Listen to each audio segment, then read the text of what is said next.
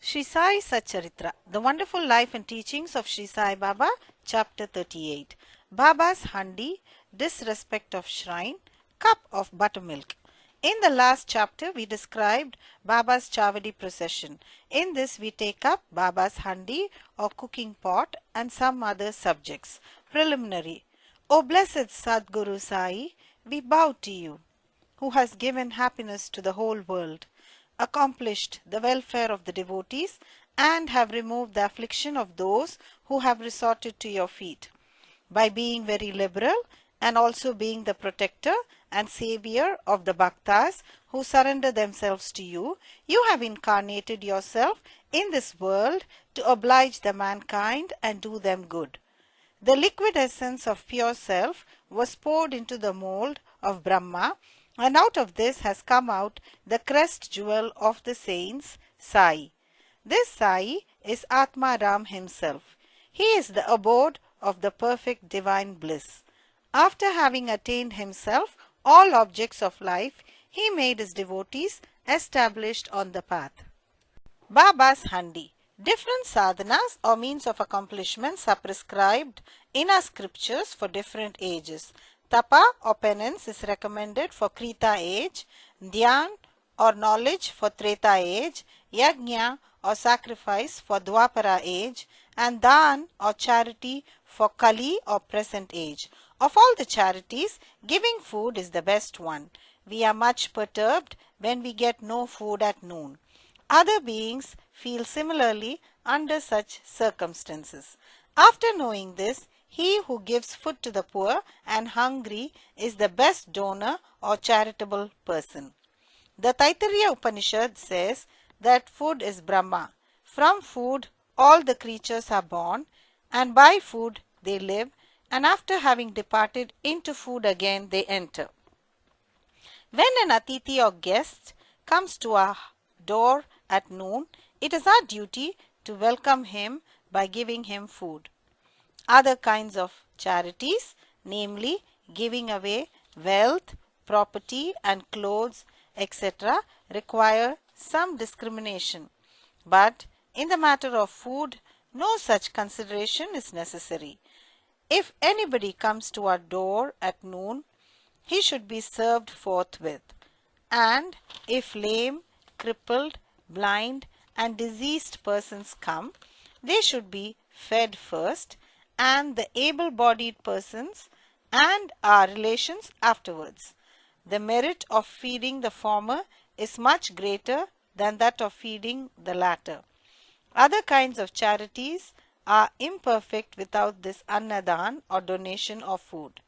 Just as stars without the moon, necklace without its pendant, crown without its pinnacle, pond without a lotus, bhajan without devotion, married lady without the kumkum mark, song without a sweet voice, or buttermilk without salt.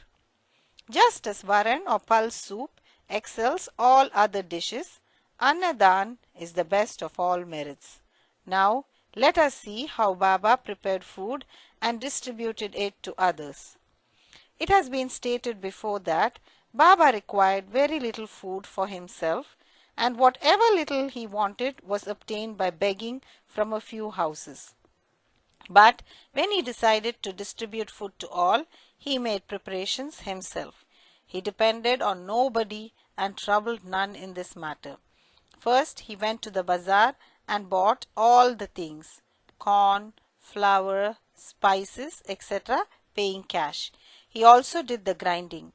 In the open courtyard of the masjid, he arranged a big hearth, and after lighting a fire, he kept a handi over it with a proper measure of water. There were two kinds of handis, one small and the other big.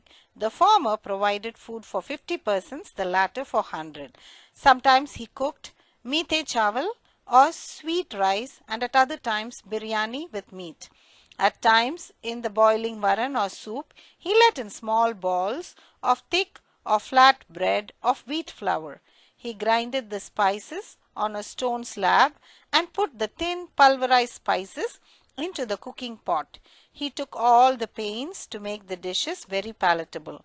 He prepared ambil by boiling jawari flour in water and later mixing to it buttermilk and then boiling both together. With the food, he distributed this ambil to all alike. To see whether the food was properly cooked or not, Baba rolled up the sleeve of his kafni and put his bare arm in the boiling cauldron without fear and churned or moved the whole mass from side to side and up and down.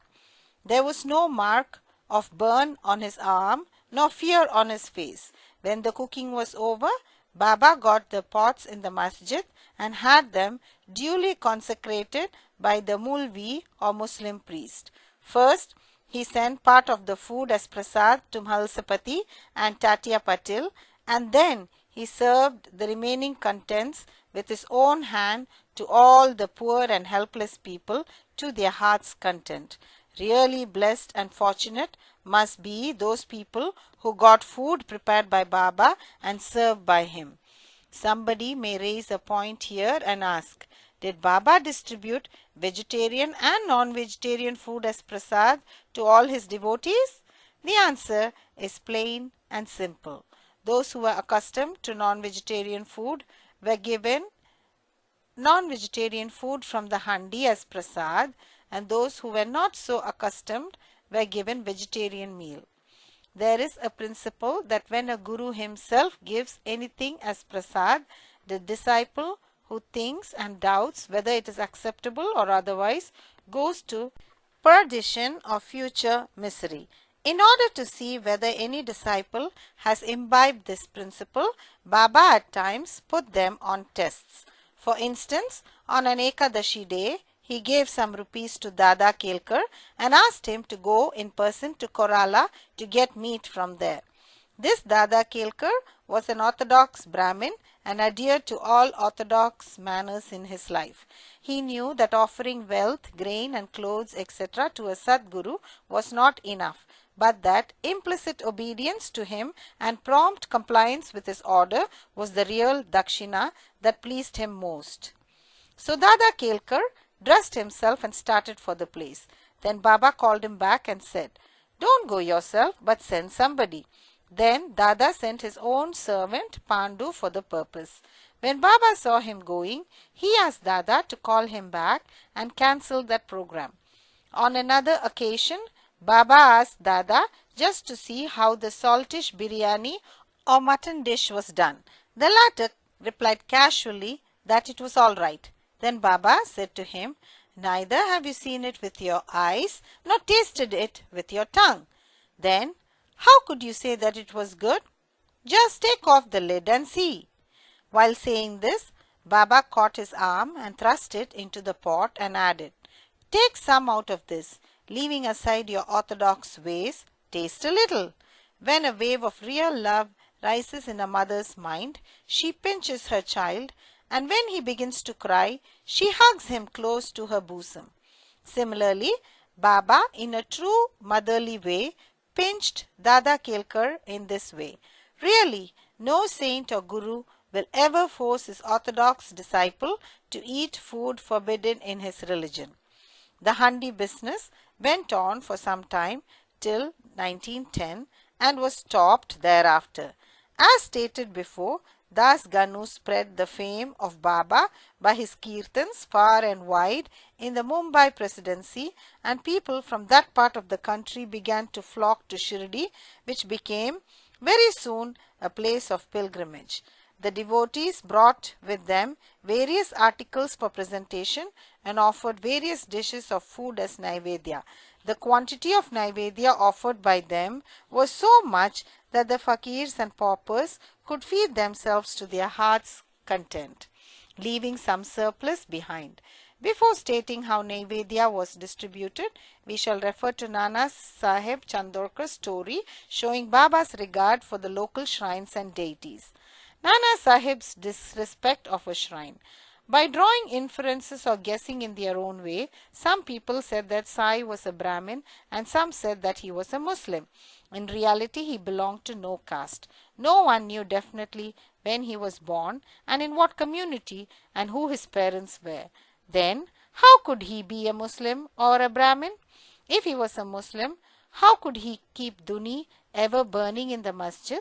How could there be a Tulsi Vrindavan there? How could he allow the blowing of conches and ringing of bells? How could he allow all the different forms of Hindu worship there?